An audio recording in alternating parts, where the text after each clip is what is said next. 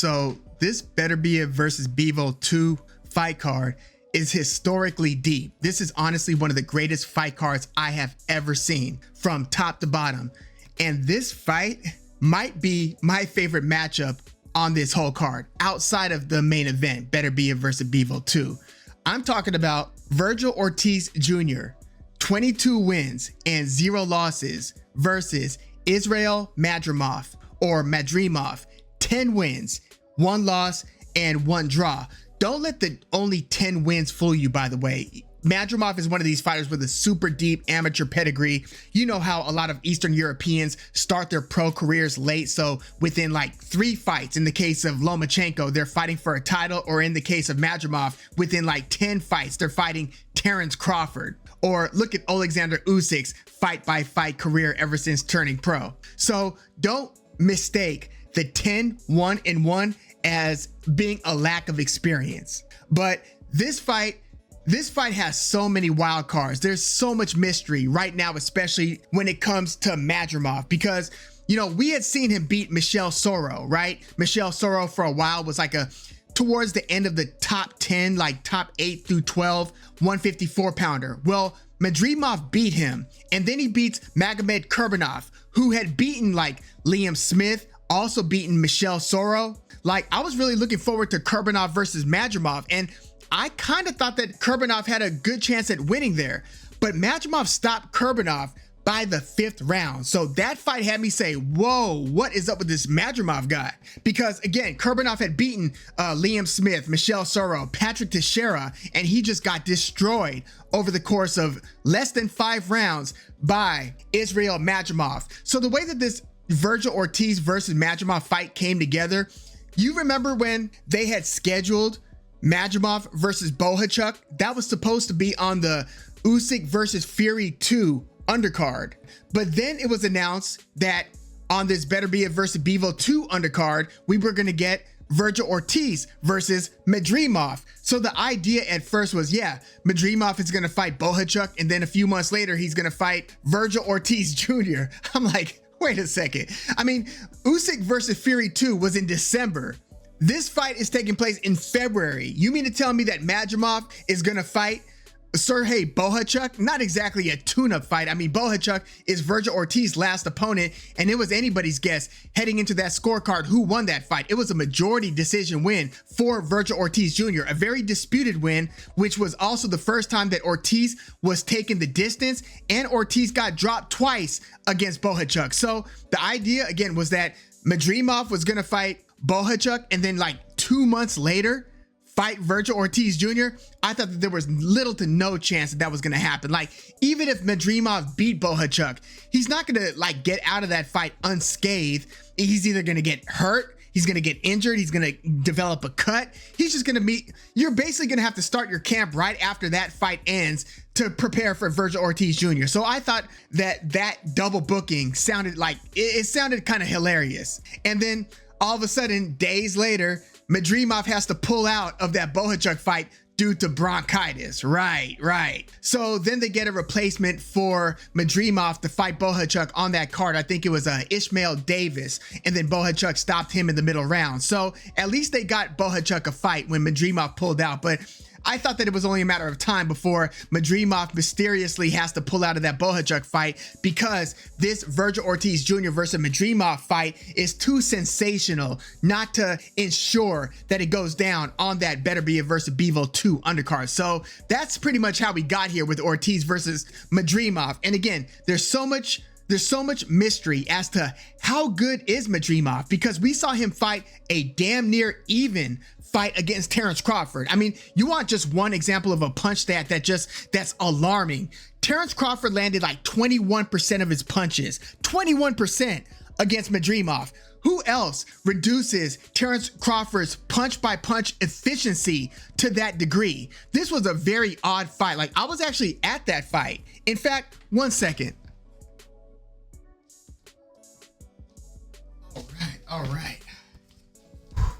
Yeah, no disrespect to the great Jimi Hendrix, But this is Vergil Ortiz Jr. versus Madrimov. So yeah, we got to come correct. I also got an Eminem t-shirt from the event. But yeah, I was actually at that Crawford versus Madrimov fight, and you know, watching the fight live, I thought that Crawford won it by a few rounds. It wasn't until I rewatched it, you know, on TV, which, you know, you often get a way different and really a more accurate look when you watch it just like on a screen versus being at the venue. It's really tough to get like a true sense of what's taking place in the ring if you are at a boxing fight live, especially if you're not sitting like right up or have the best shot in the house. It can be pretty damn difficult. So I was actually surprised when I saw Eddie Hearn just yelling to the judges or in the crowd after they read a Terrence Crawford decision win over Madrimov. I thought that it was like a foregone conclusion that Crawford won that fight. But when I rewatched it, I'm like, ooh, yeah, Crawford probably edged that one, but it's something like 7-5, maybe 8-4. When I was at the fight, I thought it was more like a 9-3, but no, this was a close fight, and you saw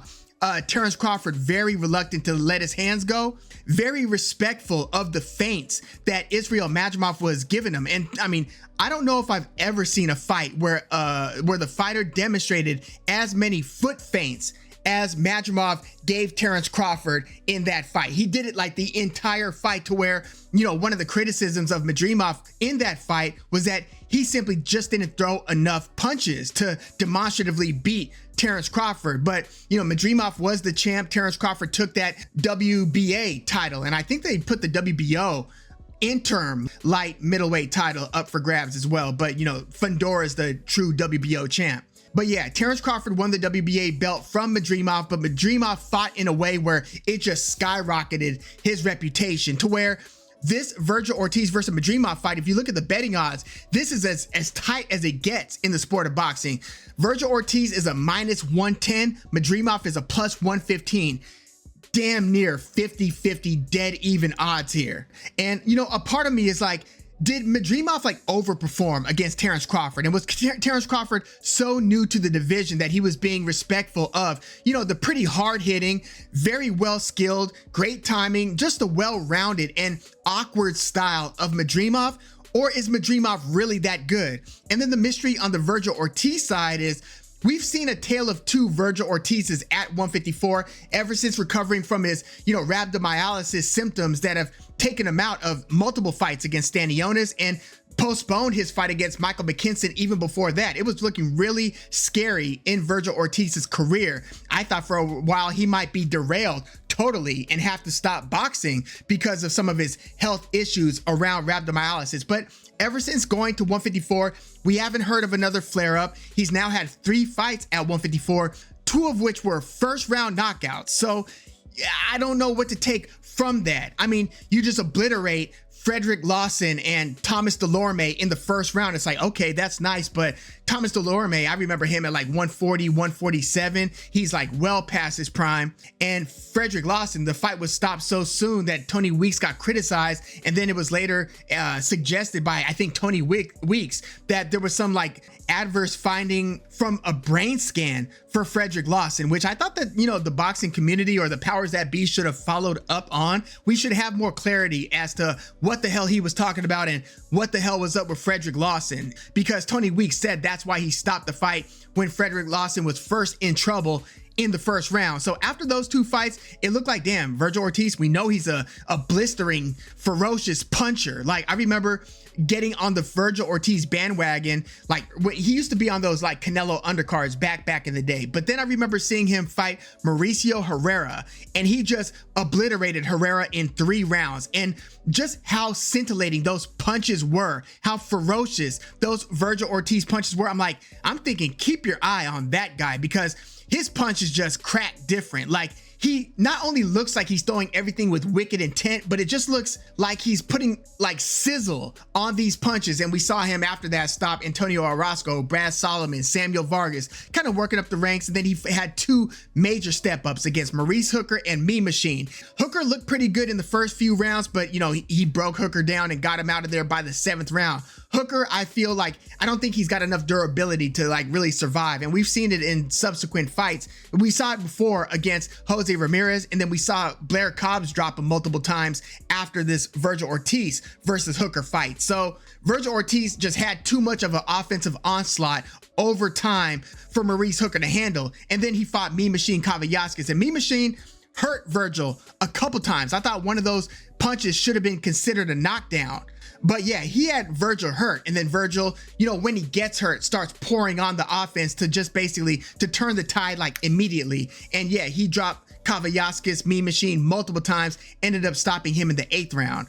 But those were 147. Again, at 154, he had the 2 fights that resulted in first round knockouts. Then he fights that blood and guts, life and death, back and forth, one of the fight of the year contenders of 2024. There was only one fight of the year. That was Fury versus Usyk 1, but one of the best fights of the year was Ortiz versus Bohachuk. So I'm thinking, watching that fight and seeing Bohachuk pretty much fight evenly with him, go the distance with him, I wonder if that devastating power that Vergil Ortiz Jr. had at 147, whether that truly carries up to 154. I don't know if he's as dangerous of a puncher at 154 as he was at 147. I know he still cracks, he still hits hard.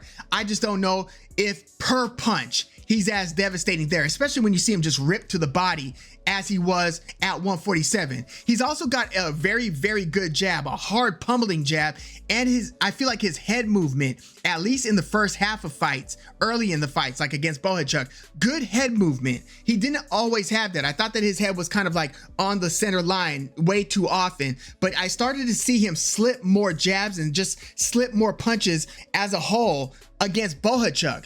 Bohachuk's a come forward fighter, and Bohachuk also sets traps, but his way of setting traps is different than a lot of guys. Bohachuk will throw some volume to get you to open up and then be ready to counter that. That's kind of the trap setting that Bohachuk employs. So Bohachuk, you know, there were ebbs and flows in Bohachuk versus Ortiz. In certain moments, especially like in the beginning of the fight, it was Bohachuk coming forward, Vergil uncharacteristically fighting off his back foot, again, slipping punches, jabbing, moving more, but you could only, you know, change a leopard's spots, you know, for so long before this became a head-to-head battle of attrition, both guys exchanging power punches and jabs and just trying to break one another. And again, it led to a very, very good fight. I don't see how Vergil versus Madrimov can devolve into the same type of battle of attrition, toe-to-toe, slug him out type of fight. Madrimov is way too crafty, calculated. He doesn't seem to allow for the fight to just take on a high volume tone, largely because of his feints and also just because of how well he places his punches. Like, if Vergil Ortiz comes in trying to smoke out Madrimov, I feel like Vergil will get hurt. So I'm curious to see, can Vergil start backing Madrimov up with the jab?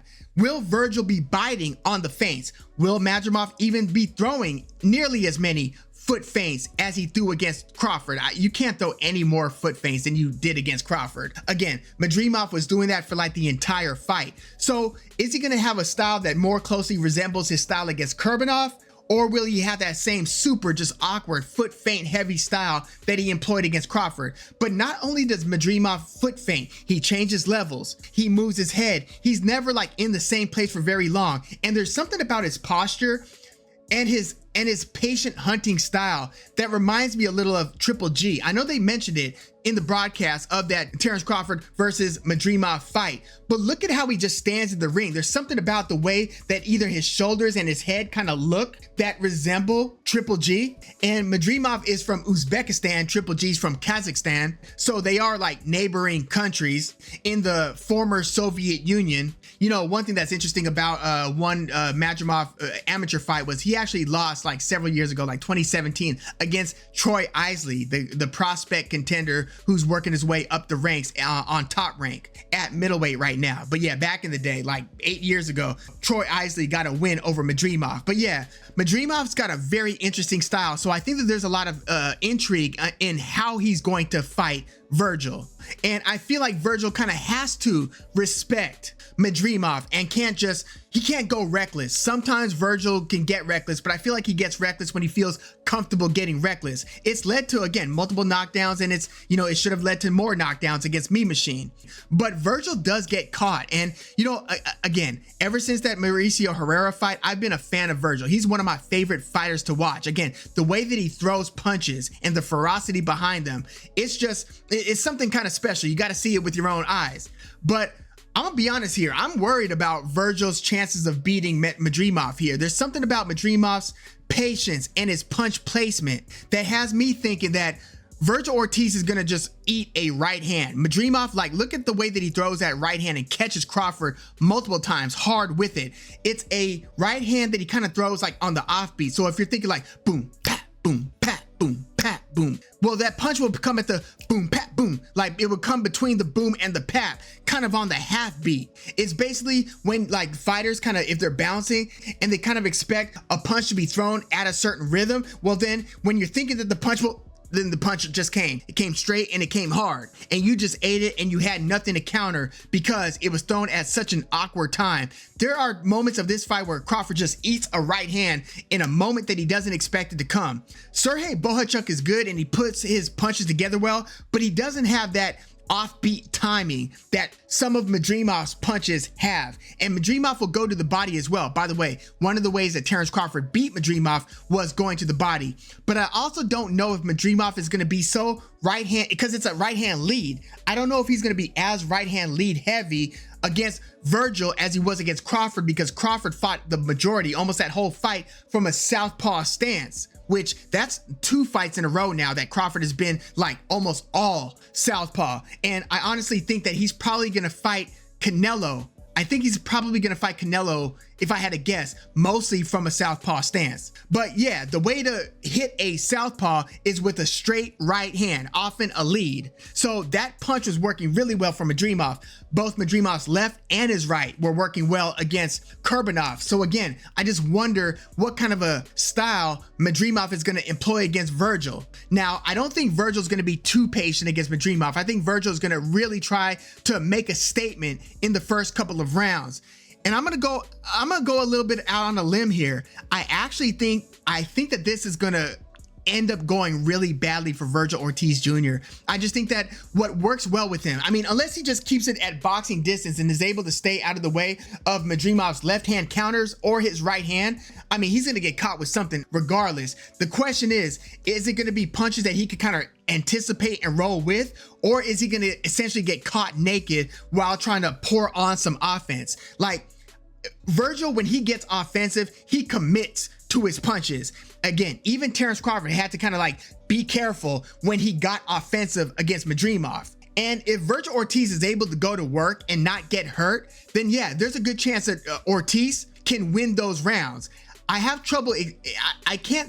I don't think Ortiz is going to stop Madrimov. Again, I'm just not that sold on Ortiz's power against the elite 154 guys. Hell, we don't know what Ortiz's power would have looked like against the elite 147 guys. Unfortunately, we never got Ortiz versus Stanionis or Boots Ennis or against Terence Crawford or any of the elite guys at 147.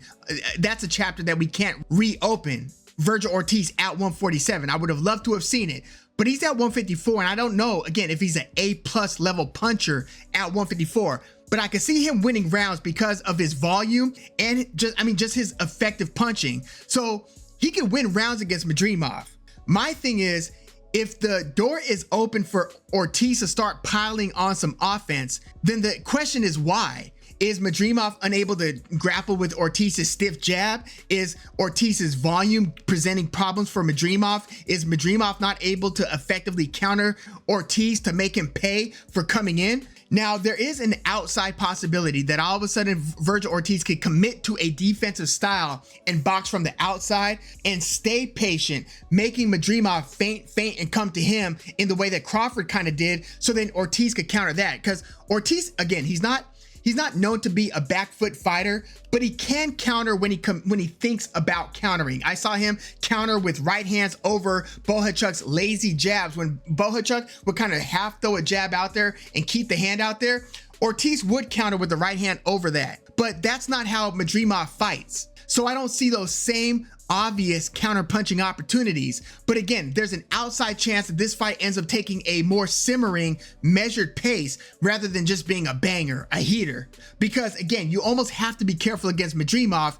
So if Vergil fights like Vergil, I think that Madrimov actually stops Ortiz. And I don't think he stops him in the late rounds. I think that he hurts him and he ends up stopping him like somewhere between round 6 and 9. Yeah, I know it sounds kind of crazy, but I'm actually going to go with Israil Madrimov via stoppage. And again, that's assuming Vergil fights like Vergil, aggressively, hyper offensively. Now, if Vergil switches things up and becomes more of a patient counter puncher, then this fight could end up being a snoozer, because Madrimov, again, if you don't press the issue and you stay on your back foot, then that's going to reduce Madrimov's punch output, and you could end up getting like a tit for tat chess match. Would you imagine that? Vergil Ortiz in a 12-round chess match, and this is a 12-rounder.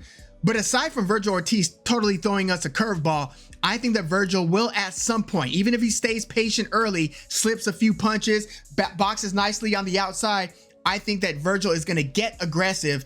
I just don't see him getting aggressive over time. And unless he hurts Madrimov and changes things up and ends up really backing Madrimov up, I don't see Vergil being able to fight like Vergil without getting clipped by something that he doesn't anticipate, that's off time, that he totally didn't see coming, and getting dropped and then eventually stopped. I kind of think we're going to at least see a Madrimov knocked down, but I'm going to take it a step further and say Vergil Ortiz gets stopped by Israil Madrimov. Now, again, if that Crawford performance, that Madrimov performance over Crawford was just him overperforming and Madrimov isn't as good as he appears to be, then yeah, maybe Vergil beats Madrimov. And you know how these things go. Reputations of fighters who were like seen as being like golden are totally shattered with a bad performance. So if Vergil goes in there and smokes Madrimov, that's going to have everybody say, well, who the hell was Madrimov anyway? I mean, maybe Crawford wasn't comfortable at 154 yet. I mean, think about what we thought about Tim Tszyu before 2024, and then he loses that bloodbath against Sebastian Fundora. And some people still thought that Tim Tszyu was a super elite 154 guy. Well, what about now? Now that Bakram Murtazaliev just obliterated Tim Tszyu. What do you think about Tim Tszyu now? These things and reputations and expectations, opinions change often from fight to fight. So we'll see what happens with Ortiz versus Madrimov and what happens with these fighters' reputations. Because if Ortiz gets stopped by Madrimov, then all of a sudden he's looking like Fernando Vargas after Vargas got stopped by Tito Trinidad or got stopped later on by Oscar De La Hoya. Way different than Fernando Vargas's reputation, you know, going into and coming out of the Icorte fight, the Winky Wright fight.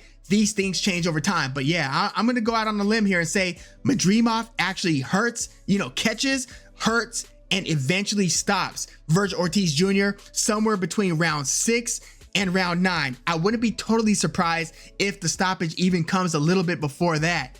I can't believe I'm saying that. Again, Vergil Ortiz is one of my favorite fighters in the sport, but I'm going to go with Madrimov via stoppage over Ortiz. Again, the odds are almost dead even. I love this matchup. Can't wait for this fight. Can't wait for this whole fight card. But I'm picking Madrimov to stop Vergil Ortiz somewhere in round 6 through 9.